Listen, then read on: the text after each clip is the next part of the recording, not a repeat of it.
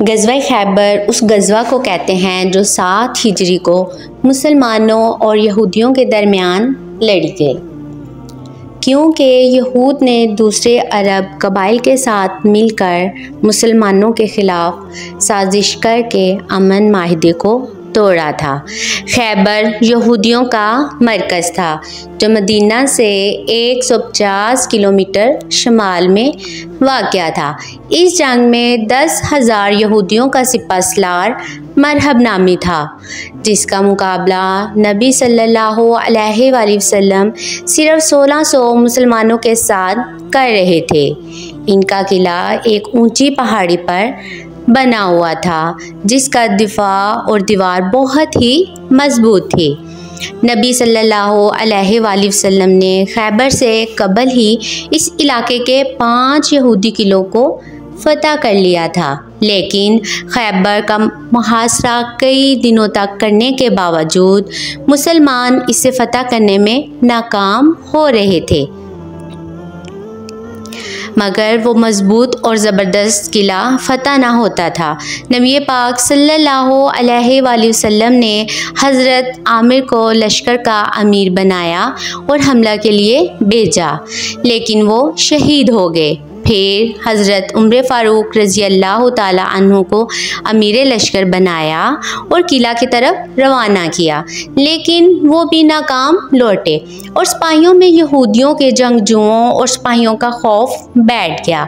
رسول پاک صلی اللہ علیہ وآلہ وسلم کی طبیعت کچھ ناساز محسوس ہوئی تو آپ آرام کرنے چلے گئے۔ رات میں جب حالت بہتر ہوئی تو آپ نے پوچھا کہ دن میں کیا ہوا، لہٰذا صحابہ نے آپ کو سارا حال سنایا۔ اس پر نبی پاک صلی اللہ علیہ وآلہ وسلم نے فرمایا، کل میں علم اس کو دوں گا جو اللہ اور اس کے رسول سے محبت کرتا ہے، اور اللہ اور اس کے رسول بھی اس سے محبت کرتے ہیں، وہ وفادار ہو اور میدان جنگ سے فرار نہ ہو جب تک اللہ اس کے ذریعے خیبر فتح نہ کروا دے۔ راوی بیان کرتے ہیں کہ اس رات کسی کو نیند نہ آئی اور سب اضطراب میں تھے۔ صبح ہوتے ہی تمام لوگ نبی پاک صلی اللہ علیہ وآلہ وسلم کے پاس آ گئے۔ سب کی یہی خواہش تھی کہ جھنڈا ان کو ملے، لیکن نبی پاک صلی اللہ علیہ وآلہ وسلم نے پوچھا کہ علی کہاں ہیں؟ کسی نے بتایا کہ حضرت علی کی آنکھ میں بہت تکلیف ہے، اس لیے وہ آرام کر رہے ہیں۔ نبی پاک صلی اللہ علیہ وآلہ وسلم نے حکم دیا کہ انہیں بلاؤ، لہٰذا حضرت علی تشریف لائے اور آپ صلی اللہ علیہ وآلہ وسلم نے اپنا لعاب دہن کو حضرت علی کی آنکھ پر لگایا، پھر آپ کے حق میں دعا کی اور دعا کرتے ہی وہ ایسے صحت یاب ہو گئے گویا ان کو کبھی کوئی تکلیف ہی نہ تھی۔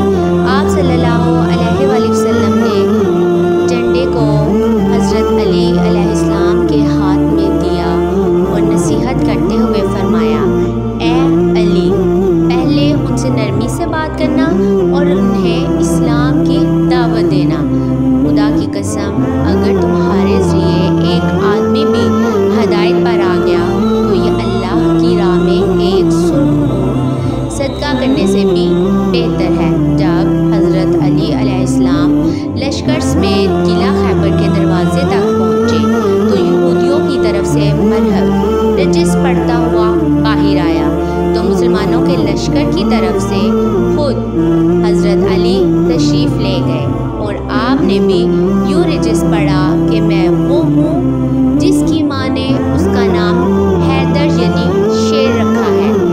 مرحب نہایت ہی قد آور اور چٹان جیسا وحشی جنگجو تھا، جس کی ہیبت سپاہیوں کے دل و دماغ میں بیٹھی ہوئی تھی، اور یہ مقابلہ نہایت ہی سخت نظر آ رہا تھا، لیکن شیر خدا حضرت علی نے چند ہی ضرب اور ذوالفقار کے زوردار وار سے کچھ ہی لمحوں میں مرحب کا کام تمام کر دیا۔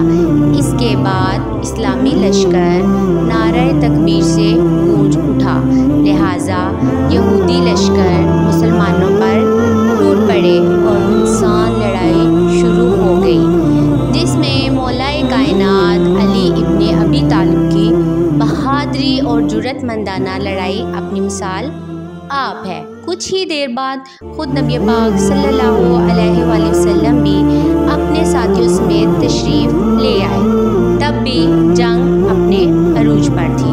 راوی بیان کرتے ہیں کہ ایک یہودی نے قلعہ کے دروازے کے پاس حضرت علی پر وار کیا، جس سے حضرت علی کی ڈھال گر گئی، لہٰذا آپ نے اپنے بازوؤں کے زور سے قلعہ کے ایک دروازے کو ہی اکھاڑ لیا اور اسے اپنی ڈھال بنا کر لڑنے لگے، یہاں تک کہ قلعہ آپ کے ہاتھوں سے فتح ہوا۔ مختلف روایتوں کے مطابق بیان کیا جاتا ہے کہ بعد میں 40 صحابہ نے اسے مل کر اٹھایا تھا۔ محققین نے اس دروازے کا وزن 100 من لکھا ہے۔ اس فتح کی وجہ سے شیر خدا حضرت علی کو فاتح خیبر بھی کہا جانے لگا، جو آپ کی شجاعت اور جرأت کی ایک مثال ہے۔ اللہ کی طرف سے آپ کو بہترین قوت عطا کی گئی تھی، جسے آپ نے جہاد فی سبیل اللہ میں استعمال کیا اور فتح یاب ہوئے۔